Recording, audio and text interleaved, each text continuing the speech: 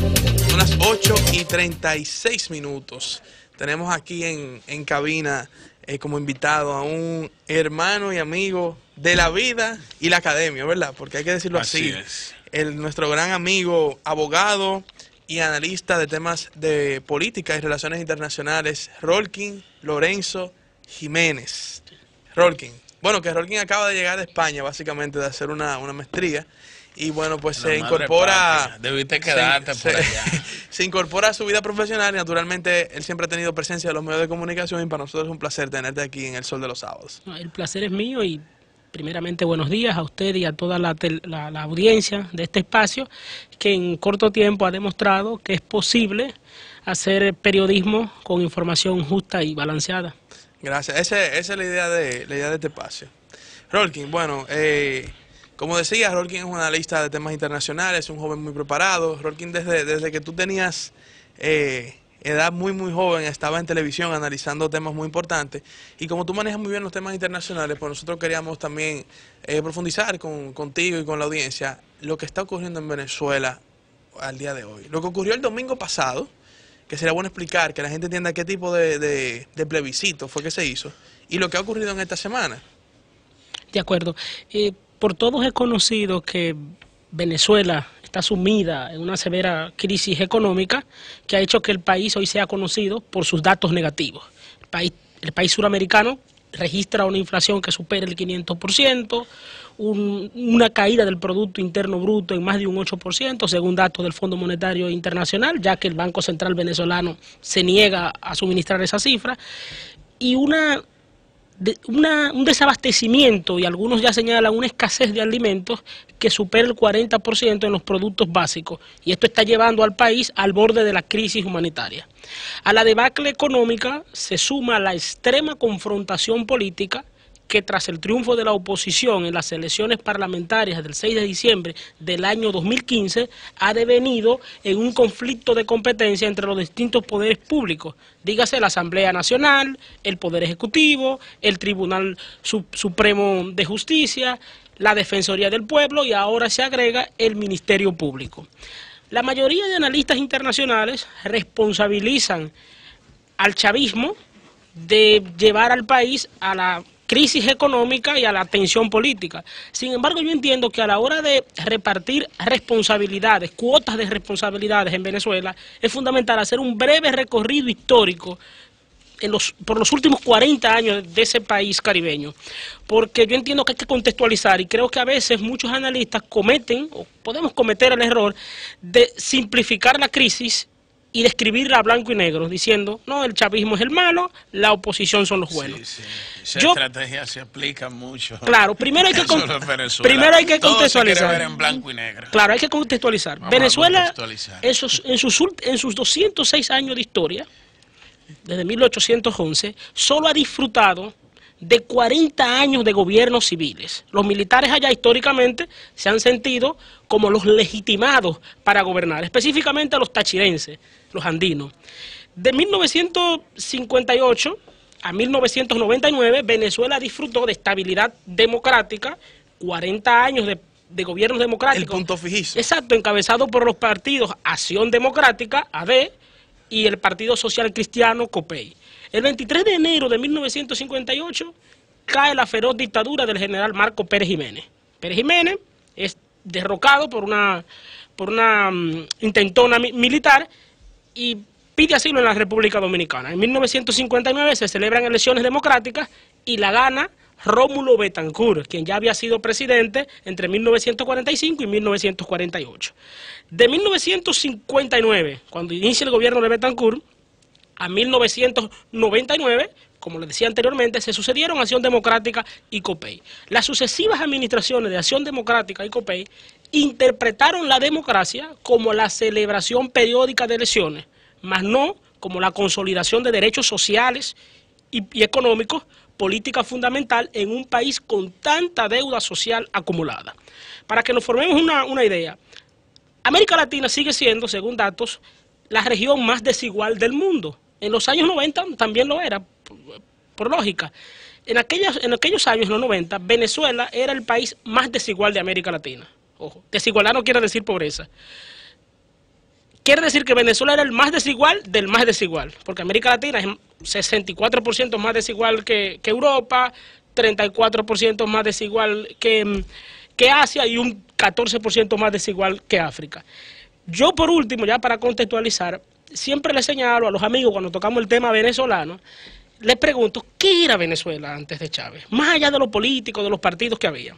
En 1914 se comienza a explotar el petróleo en Venezuela. De 1914 hasta 1979-77, Venezuela fue el mayor exportador de petróleo del mundo, por encima de Arabia Saudita. No es que me lo estoy inventando, ni es una teoría de conspiración, está en los libros de historia.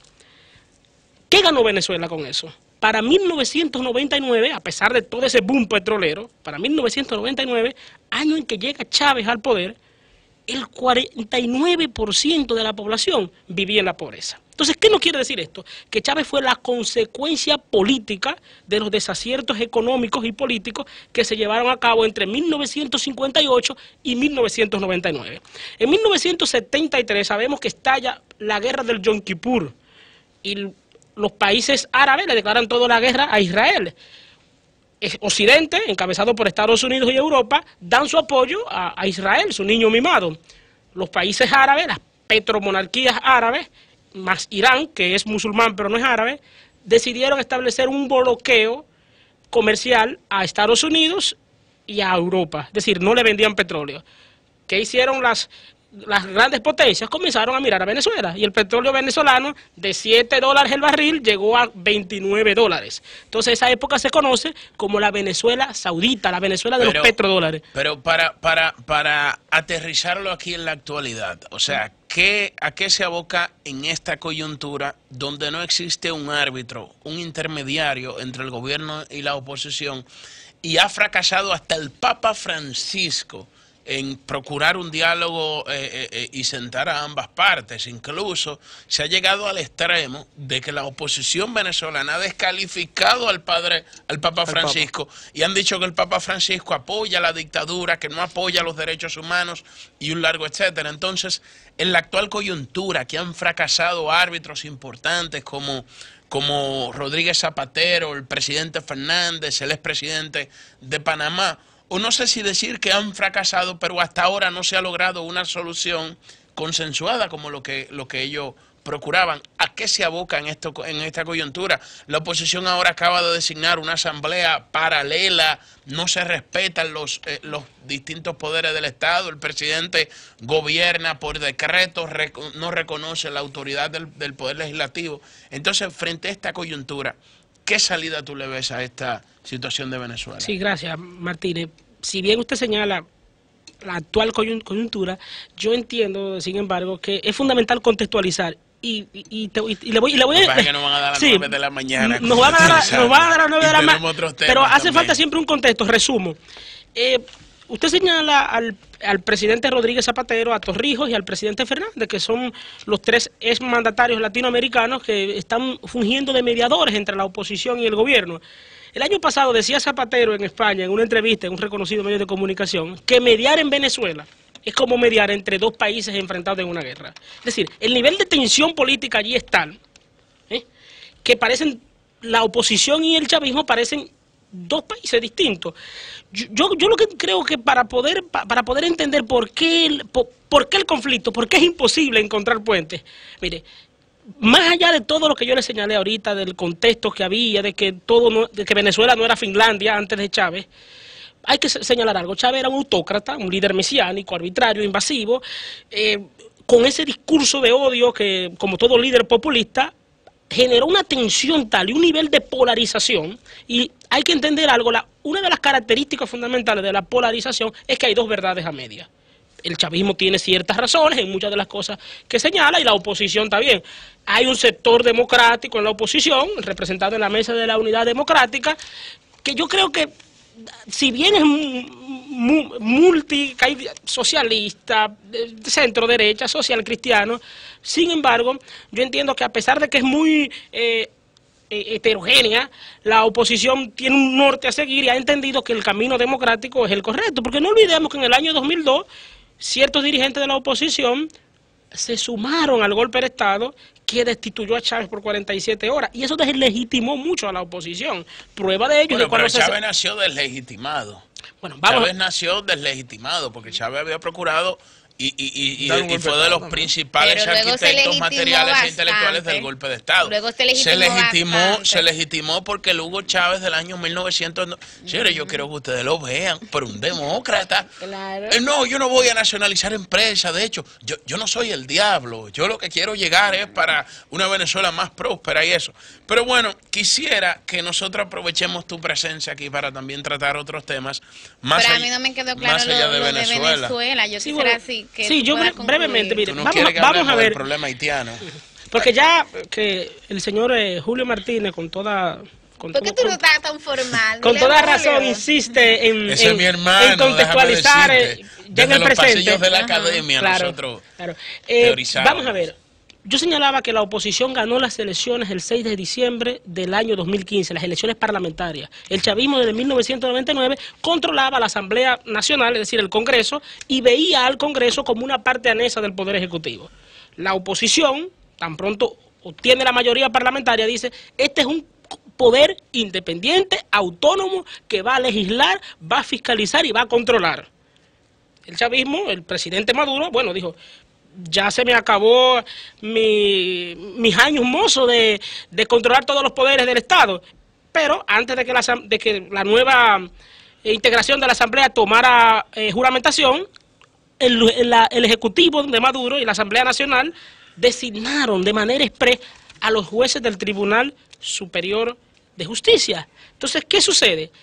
Que cuando se instala la Asamblea Nacional encabezada por la oposición en enero de 2016, el Tribunal Supremo de Justicia comenzó a declarar inconstitucionales la mayoría de los proyectos legislativos presentados por la Asamblea Nacional. De hecho, ha llegado al extremo de despojar de potestad legislativa a la Asamblea Nacional de facultades que le vienen dadas por la propia Constitución. Entonces, ¿qué ha generado esto? Un conflicto de competencia tal que ha encontrado su punto... Pero olvídate que el tema es político, porque no es, o sea, aparte del conflicto jurídico que generan esa lucha de poderes, en lo que subyace ahí es una cuestión política y lo que hay que ver qué salida se le puede buscar o qué alternativa se le puede buscar en esta coyuntura para que el chavismo por lo menos respete la formalidad de las elecciones que se deben realizar en el año 2019. Perdón, se debieron de realizar elecciones para elegir los gobernadores en diciembre del año pasado. Sí, pero allá no se está respetando el cronograma electoral. La forma de resolver las tensiones políticas es a través de la vía democrática. Pero ¿qué sucede? Que el Consejo Nacional Electoral, controlado por el chavismo, se ha encargado de malograr, claro, las cosas como son. Mira, porque este es un régimen mesiánico, así, autocrático y arbitrario, con una constitución idea que si bien ahí debieron estar representantes de la oposición en el Consejo Nacional Electoral. Para que no tuviera ¿qué sucede? Ese Consejo Nacional Electoral se ha encargado de ir malogrando, fusilando los mecanismos democráticos. No ha respetado el cronograma electoral. Ahí es que está el punto. Porque si el cumple chavismo órdenes está de un solo lado. Yo creo que la salida a la crisis de Venezuela está en que el chavismo respete los mecanismos democráticos, la convocatoria a las elecciones, pero mira que no lo está respetando, mira lo que dice Rolkin. Sí, pero yo creo que por ahí es que viene la salida, porque imagínate en este contexto que se produzcan unas elecciones nacionales y no reconozca la mayoría ni la voluntad popular, el chavismo, que la reconoció en la Asamblea Legislativa, pero... y hay que reconocer que Maduro lo hizo, reconoció la victoria de la oposición, pero ahora está mucho más polarizado. Pero mira, tenemos mucho tiempo con el tema venezolano, señores, y quiero pasar a otro tema. Pero puntualmente, de política internacional. Puntualmente, tengo uno aquí. La única salida que tú ves es la salida democrática. ¿Tú crees que puede llegar al extremo de terminar eso ya en un conflicto, una guerra civil, como quien dice? No, el contexto es muy distinto, porque primero... existe una serie de mecanismos internacionales, de organizaciones internacionales en el ámbito latinoamericano que pueden prevenir eso y están previniéndolo. Ahora bien, yo creo que... ¿Tú crees que lo están previniendo? Sí, claro. Yo creo que la vía es democrática, es lo primero. La vía es la democrática, pero se necesita el apoyo de la comunidad internacional. Y para la comunidad internacional, servir de mediador, de canalizador, debe de cuidar un poco las formas en cuanto a la postura. No lo ha hecho Almagro. No lo ha hecho Almagro para Entonces, nada, ustedes me preguntarán, el régimen venezolano, como régimen autocrático, con claros signos totalitarios, ¿se podría confiar en un régimen así para salir de él por la vía democrática? Bueno, yo pongo dos ejemplos, claro, con contextos muy distintos y en épocas muy distintas en América Latina. El caso chileno y el caso sandinista nicaragüense. Sabemos que en 1988 se celebra en Chile un plebiscito y la dictadura de pinochetista estuvo de acuerdo, a través del cual se iba a decidir si Pinochet abandonaba el poder en 1990 o si se prolongaba por 8 años más. Para sorpresa de muchos, la dictadura pierde el plebiscito y acepta los resultados, y toda la cúpula militar. En 1990 en Nicaragua pasa algo parecido. El régimen sandinista, que si bien derrocó a una dictadura como la somocista, pero años después venía, producto de su ideología marxista-leninista, estaba cayendo en una dictadura de izquierda. Con el apoyo de la comunidad internacional a través de los acuerdos de Esquipuzla, celebra elecciones en 1990 y a pesar de todos los pronósticos de las encuestas y todo, pierde las elecciones y acepta los resultados. Es decir, la vía democrática está ahí, ese es el mecanismo, pero se necesita el apoyo de una comunidad internacional que no esté parcializada. Perfecto, y ahí está el planteamiento central. Mira, con relación a otro tema, en el periódico El Diario Libre sale publicado hoy en un artículo de opinión en directo del doctor José Rafael Abinader. El doctor José Rafael Abinader titula su artículo "El principal problema dominicano", y él plantea que el principal problema de nuestro país no es la deuda externa, no son las muertes, los atracos y los feminicidios, que el principal problema no es la corrupción, no es el tráfico de drogas, y reconoce que son problemas abominables y que hay que luchar y erradicar. Dice que el principal problema dominicano es el soporte de la penetración haitiana en nuestro territorio por las grandes penurias que sufre Haití. Se inscribe dentro de la tesis conservadora que plantean que el principal problema dominicano es la penetración de haitianos indocumentados a nuestro territorio. Frente a este caso y a esta inmigración intensa que nosotros estamos viendo de personas indocumentadas que ingresan al territorio dominicano en procura de una mejor vida y de mejores condiciones materiales, ¿qué entiendes? ¿Cuál entiendes que ha sido primero el compromiso del Estado, la actuación del Estado dominicano, y sobre todo también el rol que ha desempeñado la comunidad internacional frente a este caso de Haití? Bueno, primeramente te voy a hablar como abogado. República Dominicana tiene un marco normativo, un derecho interno que debemos de respetar, pero ese derecho interno debe de estar en armonía con el derecho supranacional, con el derecho internacional. Nosotros tenemos una ley de migración desde el año 2004, una nueva ley de migración. Yo no me apoyo en otra cosa más que en la ley de migración, en la aplicación de la ley de migración. Ahora, más allá de todo esto, yo entiendo que hay que ser realista ante todo. Mientras Haití sea más pobre que República Dominicana, el flujo migratorio va a seguir llegando. Pero la ley de migración establece mecanismos preventivos, porque acá nos enfocamos mucho en la sanción. Ese populismo punitivo, ese populismo penal. Vamos a ver, primero, fortalecer la frontera. La propia Constitución establece ciertos, vamos a decir, privilegios para las empresas que se instalen en la frontera. No podemos dejarle todo solo a las autoridades de migración. Es un caso que depende de todas las políticas públicas, pero también hay que tener mucho cuidado que con esto no se esté jugando, porque vamos a ver, cuando Venezuela tiene un problema, que siempre lo tiene ahora mismo. En la tesis, pero hay que tener cuidado porque una tesis descabellada que fue planteada aquí de que esto se está utilizando. Hay que ser pragmático. Cuando un país muchas veces tiene problemas internos, se apela al nacionalismo. El nacionalismo es la forma más idónea para cohesionar a la sociedad.